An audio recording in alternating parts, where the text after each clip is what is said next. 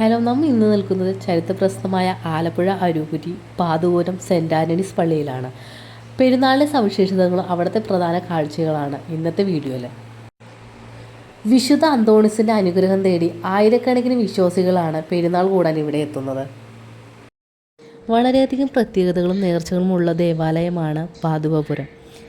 കേരളത്തിലെ പ്രധാനപ്പെട്ട പള്ളിയിൽ ഒന്നു തന്നെയാണിത്. പള്ളിയിലെത്തുന്ന ഏതൊരു വിശ്വാസിയും ആദ്യം ചെയ്യുന്ന ഒന്നാണ് പുണ്യാളനും മെഴുകുതിരി തെളിയിക്കൽ. ഇവിടുത്തെ നേർച്ചകളിലെ പ്രധാന ഒന്നാണ് അടിമവയ്ക്കൽ. കുഞ്ഞുങ്ങളുടെ ആരോഗ്യത്തിനും സംരക്ഷണത്തിനുമായി അവരെ പുണ്യാളന് മുമ്പിൽ സമർപ്പിക്കുക എന്നാണ് വിശ്വാസം. ഇവിടുത്തെ പെരുന്നാൾ വരുന്നത് എല്ലാ വർഷം ജനുവരി ഫെബ്രുവരി മാസത്തിലാണ് കേട്ടോ. പെരുന്നാളിലെ പ്രധാനപ്പെട്ട ആചാരങ്ങളിലൊന്നാണ് അവിടുത്തെ പുഴുക്ക് നേർച്ച. ഇത് രോഗശാന്തിക്കായി സമർപ്പിക്കുന്ന ഒന്നാണ് വിശ്വാസം.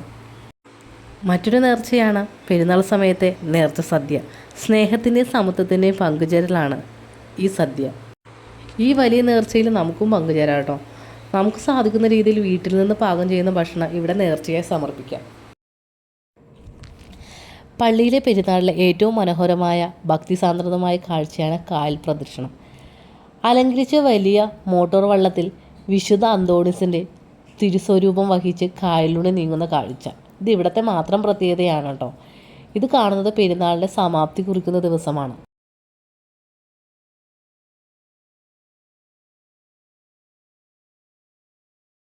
പിന്നെ മറ്റൊരു നേർച്ചയാണ് ഏത് മാറാത്ത ത്വക്ക് രോഗങ്ങളും ഇവിടുത്തെ പുണ്യാളൻ്റെ മധ്യസ്ഥയിൽ ഭേദമാകുമെന്നുള്ളൊരു വിശ്വാസം കൂടിയുണ്ട് കേട്ടോ.